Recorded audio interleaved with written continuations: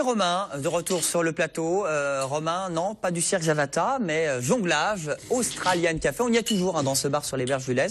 Sora, c'est quoi cette histoire? Ils jonglent, on parlait du battle, ça fait partie de la soirée? Ça fait partie de la soirée, surtout de l'Australian. C'est une équipe de 10 bartenders. Ils jonglent tous à l'Australienne, une grosse ambiance. Là, c'est Romain qui porte ce super t-shirt.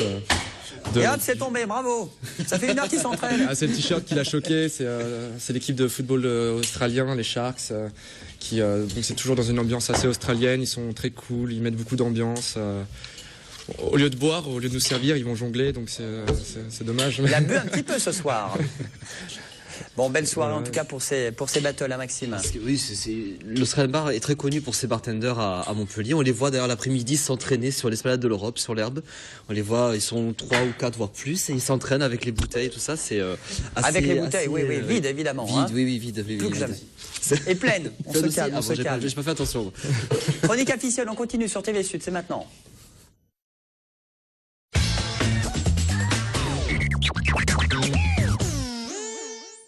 Alors on parle du printemps, des jeunes aficionades entre Saint-Gilles et Nîmes. C'est au mois de mars, c'est en 2013. Vous avez déjà des infos, le pré-programme à nous donner, Christophe. Exactement, ce sont les prémices de ce que sera le printemps taurin dans le département du Gard, avec cette initiative de la coordination des clubs taurins de Nîmes et du Gard qui a présenté dans les salons d'un célèbre hôtel nîmois des Quais de la Fontaine le programme de cette édition 2013, 7e du nom, une édition qui sera parrainée par le torero nîmois Stéphane Fernandez Meca. Au programme conférence traditionnelle en ouverture, ce sera à l'Imperator le vendredi 8, et puis 2 journées entièrement gratuites et portes ouvertes pour le grand public, les curieux, les néophytes qui veulent bien découvrir ce que sont les traditions taurines, avec différents ateliers pédagogiques proposés par les écoles taurines, chapeautés par les clubs taurins de Nîmes et du Gard, et puis notamment ceux qui avaient fait sensation en cette année 2012. C'était une première. Le torero landais Julien Escarré, qui était venu d'ailleurs faire une démonstration de foot à Nîmes avec une équipe de matadors, lui qui s'entraîne quasi quotidiennement avec les Girondins de Bordeaux, avait commenté pour la première fois une tiente, c'est-à-dire un test de jeunes mâles, de jeunes taureaux mâles justement, avec des branches d'olivier, et avait commenté cela avec un micro, oreillette, pour que le public puisse savoir comment se déroulait la réalité de la piste et le test de ces jeunes taureaux. C'est dans les arènes de Saint-Gilles, et je vous propose d'écouter le président de la coordination ainsi que le parrain de cette 7e édition.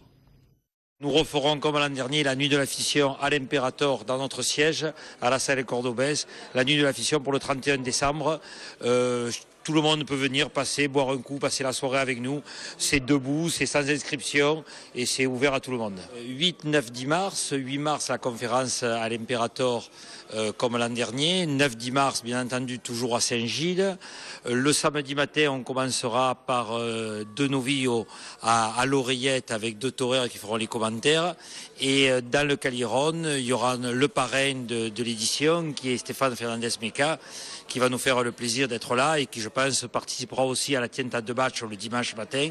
Je trouve que c'est une formidable initiative, une formidable idée ce printemps, donc je l'ai toujours soutenu. Et cette année, ils m'ont demandé d'être le parrain, donc c'est très logiquement que j'ai accepté.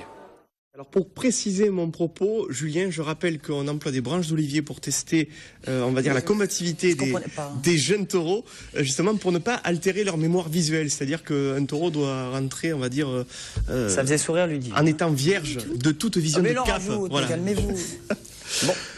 Voilà, on passe à la soirée attendue au sud. Le test des jeunes taureaux. Et là, ça va être des toreros célèbres qu'on retrouve ce soir pour la deuxième partie de leur rétrospective en images avec nos amis du club de la presse taurine sur ce plateau. Le best-of de ce qu'a été la temporale avec les plus belles images d'Elfundi dans sa tournée d'adieu des arènes françaises. Une faena de grâce, c'était avec José Thomas dans les arènes de Nîmes en septembre dernier. Sans oublier Juan Bautista et Javier Castagno pour son prestigieux solo nîmois de Pentecôte. La petite surprise de Noël, qu'est-ce que c'est? La petite surprise, c'est après avoir testé des jeunes taureaux mâles qui ont officié avec qu'est-ce qu'il a, Christophe? Qui ont officié avec beaucoup de brio en qualité d'étalons sur des génisses, des vaches. Eh bien, 9 mois plus tard, exactement, pour les hommes et les femmes, eh bien, il y a le petit miracle de la vie, le petit miracle de la nativité. C'est que la vache met bas un petit veau, et je vous propose ces petites images surprises plutôt mignonnes dans l'élément naturel, la réalité du taureau de combat, qui dans 4 ans sera totalement différent avec des cornes plutôt impressionnantes, un gabarit d'à peu près 500-600 kilos et là vous voyez. Faut pas mettre ça dans la crèche quand même, hein. Ben non, là ça a plutôt la taille d'un chien et là regardez ces images qu'on avait tournées, c'est quelques heures après la naissance. On voit ce petit veau, voilà, qui vient de naître.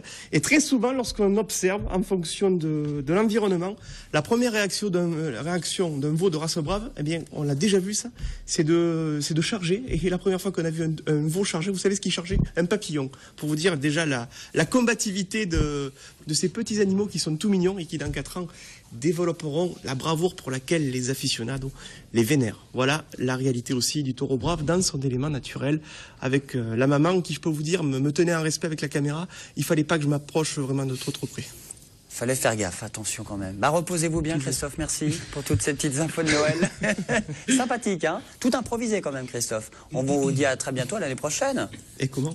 Hein? Et comment? Un tout petit mot simplement sur un livre sympathique aussi avec TV Sud, ça s'appelle Tronche de rugby. C'est pour la bonne cause parce que tout est reversé à l'association Sport sans frontières. Les bénéfices, eh bien là vous voyez, c'est la couverture, c'est Fulgence Ouedraogo, Fufu, le capitaine, avec son ami du handball Nicolas Karabatic, tous les deux qui posent. Ils parlent de leur passion pour le rugby. L'un joue évidemment, il est capitaine du MHR, et l'autre évidemment joue à MHB, mais il adore également l'Ovalie. Ils étaient en dédicace, surtout Fulgence Ouedraogo, eh bien à Sorams à Montpellier pour parler de Tronche de rugby, qui est le guide et le livre à offrir pour tous les passionnés de rugby. À chaque fois, le principe n'a pas changé. C'est un passionné de rugby qui parle et qui pose avec un joueur de rugby. Et là, donc c'est Fufu avec Nicolas Karabatic pour la rubrique Montpellier, parce qu'il y a tous les clubs évidemment de France. On vous remercie. Merci à tous. Le Châtelain, le préfet, le Pouget, à très bientôt.